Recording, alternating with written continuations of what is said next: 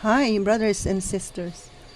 This is the fifth video of our pagsasanay with detailed explanation and illustration or demonstration. Brothers and sisters, iisa lamang po ang gamot sa mga taong nakakalimot. Ito ay ang paalalahanan sila.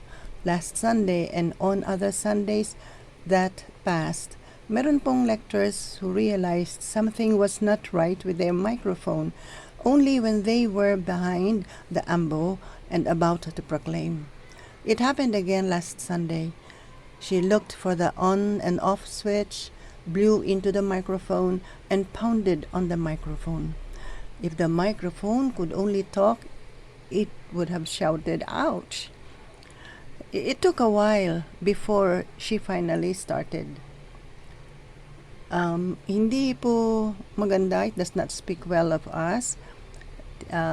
People will know that we have little preparation or we are not very ready.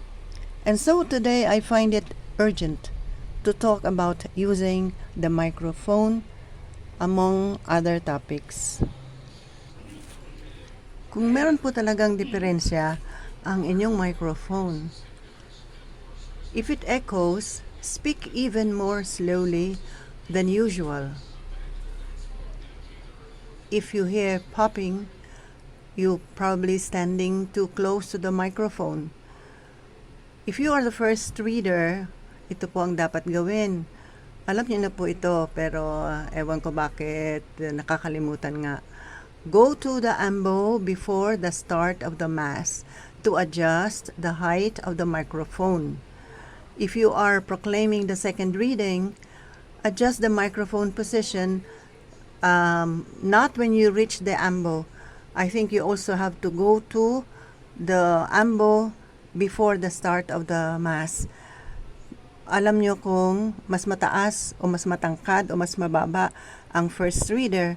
Kaya more or less nyo, alam nyo kaagad kung gaano nyo itataas o gaano nyo ibababa. And you also have to check the microphone if it is working.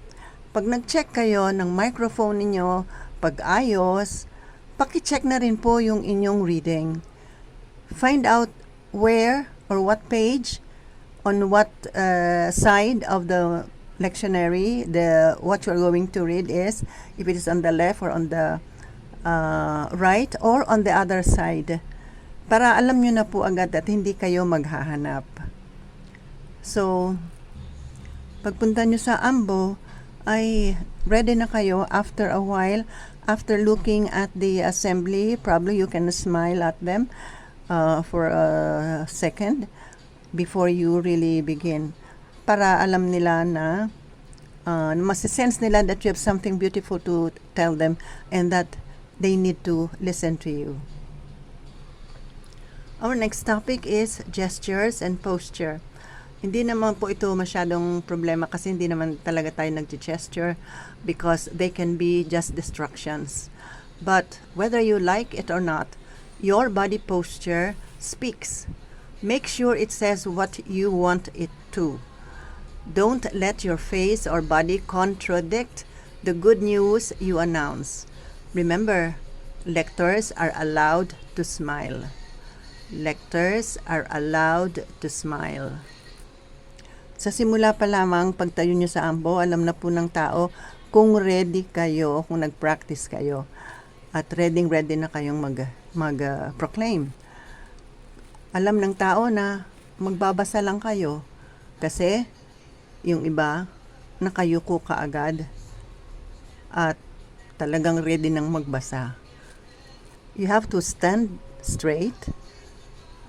Your posture should show confidence. Ipakita nyo na talagang ready kayo. Ano pa ibig sabihin nitong don't let your face or body contradict the good news you announce? Kung halimbawa, ang ina-announce ninyo ay something joyful and you say, therefore, like, rejoice, Jerusalem, be glad. Kung sasabihin nyo lang ay, rejoice, Jerusalem, be glad. hindi po magkatugma, hindi po, it's a little contradictory. Kung minsan nga, sobrang serious ng lector. Rejoice na, pero serious pa rin ang mukha. Huwag ko kayong mahiya na ngumiti o maging masaya ang mukha ninyo. Kung medyo may konting galit yung sinasabi nyo, kailangan lumabas yun sa inyong boses. Kung pwede, sa inyong mata, sa inyong face. Kung malungkot, ganun din po. Yun po ibig sabihin nun, don't let your face or body contradict the good news you announce. Yung susunod po ay something very important. Lahat po ng ating babasahin ay kailangan, especially yung mga uncommon and those which are commonly mispronounced words, kailangan po hindi na ninyo ma-mispronounce yun. Hayaan nyo na po yung iba na magkamali, pero kayo pong lectors, huwag po sana kayong magkamali. Hayaan nyo na yung iba na magkamali, huwag lang po kayo. Kasi naiiba kayo. You represent Christ or the prophets or the apostles who are using you to bring the message to the people. So, kailangan ay tama po yung inyong pag-pronounce. Let me just call your attention here. Pag sinabi nating pronounce, it's N-O-U-N, and that's a verb. Pero pag sinabi na nating pronunciation, which is a noun, the spelling becomes N-U-N. Okay? Kasi may lumalapit po minsan sa akin at sinasabing, sister, paano ba yung pronunciation ng ano? So, hindi po pronunciation, pronunciation. Wala po kayong problema dito. Kasi, bago ko i-upload, bago ko iparating sa inyo, na-check ko na po yung mga important and uncommon words or words which are common but are commonly mispronounced. Na-check ko na po ang 5 dictionaries na hawak ko sa mga pangalan, mga foreign names. Meron po akong 5 or 6 na guide for pronunciation. Chinecheck ko po lahat yan bago ko iparating sa inyo. So, wala na kayong problema. All you have to do is to listen and practice. Yun pong historical background na kailangan, binibigyan ko na rin kayo kahit konti lang. But if you can read further, mas maganda po. Pero sa konting sinasabi kong background, pwede na rin yun, may idea na rin po kayo. Okay? Kung sa kabila po ng pag-check ko sa dictionary at saka dun sa pronunciation guide ay parang ayaw nyo pa rin maniwala, pwede po kayong mag-check sa Google or sa YouTube. Basta siguraduhin lang po ninyo na tama yung inyong pronunciation. Sad to say, last Sunday, narinig ko pa rin po yung covet na sinabi ko ay dapat ay covet. Narinig ko pa rin yung incarnate, which I said incarnate. Narinig ko rin po yung baptism, which is supposed to be baptism. Okay? Hindi ko lang po alam kung nakita niya yung dating video, pero sana po, yun po ang pakiusap ko. Hayaan nyo nang magkamali ang iba. Huwag lang po kayo. Pero ang correct pronunciation po ay kulang pa for an effective proclamation. Ang pronunciation focuses on correct articulation and emphasis of sounds and syllables in a word. Kailangan pa rin po nating pag-aralan yung enunciation, which is done for easier understanding of a text or passage. It is done to convey emotions clearly and it enhances overall communication clarity. Tulad po yung reading natin sa darating na Sunday, you can pronounce the word wrath, anger, hateful, sinner, hugs, tight, vengeful. Okay? Tama, correct ang pronunciation. Pero, pag ganun po ang pagbasa, wrath and anger are hateful things, yet the sinner hugs them tight. may tama ang pronunciation pero wala pong enunciation. Kailangan po ang enunciation because doon natin mai-express ang tunay na damdamin, ang emotion na nilalahad doon sa ating binabasa. Kung hindi po natin yun masabi o maipahayag, hindi po masyado maintindihan ng mga tao. So, look, when you say, wrath and anger are hateful things. Kesa naman po sa, wrath and anger are hateful things. Okay. So, when you enunciate, mas lumilinaw po. Yet, the sinner hugs them tight. The vengeful will suffer the Lord's vengeance, for He remembers their sins in detail. Yung variety po ng mga pagpapalit ng verse or pagpapalit ng paragraph, kailangan po yon. So, iba ang tono natin sa isang paragraph. Para malaman ng tao na nagpalit kayo, nasa ibang paragraph na kayo, kailangan mabago ang tono. So, you say, wrath and anger are hateful things. Pagdating dito sa forgive your neighbor's injustice, medyo magmemelo, magsosoften. Okay. Tapos ito, pinaliwanag ko na po yung pag-go up when the question is answerable by yes or no. Pag-go down ng tono pag it's not answerable by yes or no. So, practicein po ninyo yon, gayahin po ninyo. Yun po ay totoo.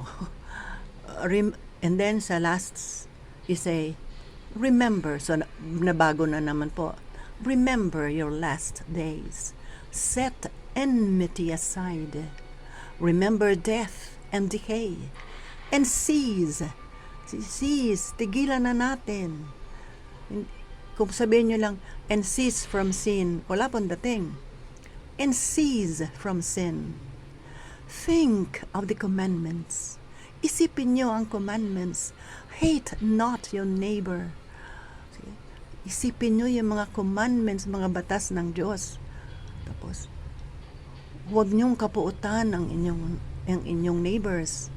Remember the Most High's covenant and overlook faults. Huwag ho kayong mahiya na tumaas ang boses at magbigay ng tamang ekspresyon. Kailangan po yun. Talagang kailangan. Ganon din po ang gagawin nyo sa Tagalog. Ididiin ninyo yung mga importanteng salita, itataas ang boses, ididiin. At kung kailangan magdahan-dahan o kailangan bilisan, gawin nyo po yun. Kailangan magkaroon din ng variety para hindi nakakaantok o hindi nakakatamad na makinig. So, ang puot at pagngingit-ngit ay dapat ding kamuhian. Ngunit sa makasalanan, iyan ay pangkaraniwan. Natatandaan ng Panginoon ng kasalanan ng bawat tao at ang mapaghiganti ay paghihigantihan din niya. Patawarin mo ang kapwa sa kanyang pagkukulang at pag ikaw ay dumalangin sa Diyos, patatawarin ka rin naman. Ang nagtatanim ng galit laban sa kapwa, pag tumawag sa Panginoon, walang kakamtang awa. Kung hindi ka nahahabag sa iyong kapwa, paano mong ihihingi ng tawad ng iyong kasalanan? Hindi po ito pataas kasi hindi naman yan answerable by yes or no kasi ang tanong ay paano at saka sino. Kung ikaw na tao lamang ay magkikimkim ng galit, sinong magpapatawad sa iyo sa mga kasalanan mo? Alalahanin mo ang iyong wakas at pawiin mo ang iyong galit. Isipin mo ang kamatayan at sundin mo ang kautusan. Dili-dilihin mo ang kautusan at huwag kang magalit sa kapwa. Alalahanin mo ang tipan ng kataas-taasan at matuto kang magpatawad. Sa second reading, ganun din po, i-apply din nyo po yung pinag-aralan natin. Mga kapatid, parang tinatawagan niyo sila. Walang sino man sa atin ang nabubuhay o namamatay sa kanyang sarili lamang. Kung tayo'y nabubuhay, nabubuhay tayo para sa Panginoon. At kung tayo'y namamatay, namamatay tayo para sa Panginoon. Kaya nga, sa mabuhay o sa mamatay, tayo'y sa Panginoon. Sapagkat si Kristo ay namatay at muling nabuhay upang maging Panginoon ng mga patay at mga buhay. Ang salita ng Diyos. Iwasan po natin yung nangyayari na kasi hindi nakapag-prepare, hindi nakapag-practice, yung binabalikan yung words, nagkamali, sus babalikan, kung tayo'y nabubuhay, yun, ang sama pong pakinggan. So, kailangan po practice. Don't take for granted na kumo Tagalog madali. Kung minsan nga po, mas mahirap pa sa Tagalog Kaya kailangan din po ang mag-practice. Sa panghuli po, samahan niyo akong basahin itong sinabi ni Monsignor Antero Aure Sarmiento. Galing po ito sa kanyang aklat. Good lectors read with faith and feelings, with skills and sincerity, with expression and good oral interpretation. Definitely, this is the product of some systematic and continuous recruiting, selecting, training, motivating, and careful monitoring. Training good readers is not an option. Hindi kung kailan lang gusto, kung ayaw, kung gusto, sige. Hindi po, it is not an option. It is a necessity, a serious responsibility. I have taken it my responsibility to train you, my brothers and sisters. So, pagtagaan niyo po ako. Yung lastly po, ang sabi po niya, the reader is a minister, a servant. If he fails to do the homework, ano po yung homework? Yun pong mag-practice, mag-research, magbasa ng scripture, mag-prepare ng many times, practice many times, and presumes to read ill-prepared, she is not serving as she should. She is actually insulting God and robbing people. Napakatindi po nito. He is actually insulting God. Hindi ko na po dapat ipaliwanag. Talaga pong matindi. And robbing people. Ano po ang ninanakaw natin sa mga tao pag hindi effective ang proclamation?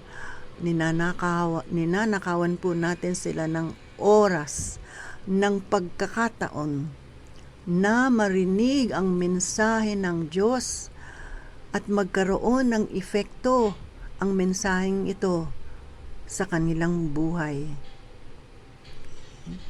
Please remember, you are representing the Lord and the prophets and the apostles upang iparating ang mensahe ng Diyos sa kanila. Pag hindi effective, pag hindi maayos, ayun po, ninanakawan natin sila ng pagkakataon. At kayo man, it would seem a waste of time for you. Kaya maging seryoso po tayo rito.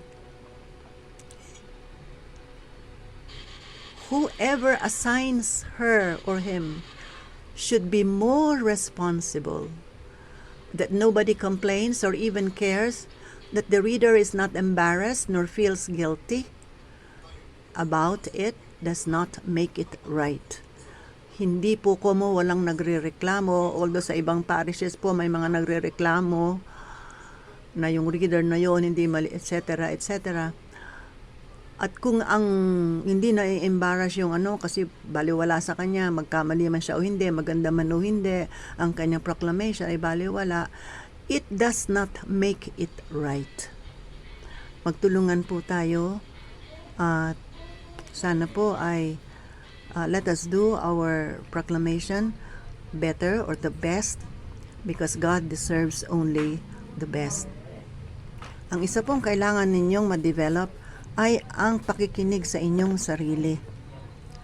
Kailangan ay you can recognize your errors, your mistakes. If you cannot, then ask somebody to help you, mga kasama nyo sa bahay o yung kapwa ninyo lector, yung kasabay ninyong magle-lector, sabihin niyo pakinggan nyo nga ako pakinggan mo nga ako kung tama o kung anong diferensya.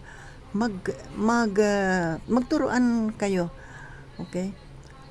So again, all you have to do is please practice several times, not only once, but several times po in the week before you finally go to the ambo and proclaim the word of God.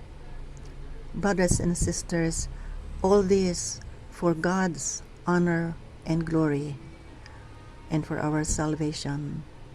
Thank you po. Pasensya na kayo kung napahaba na naman. Marami pa po tayong kailangan pag-usapan o marami pa kung kailangan ipaalaala sa inyo. Sana po'y magtiyaga kayo. Okay. Antabayanan niyo po yung susunod. Marami pong salamat uli sa inyong panahon.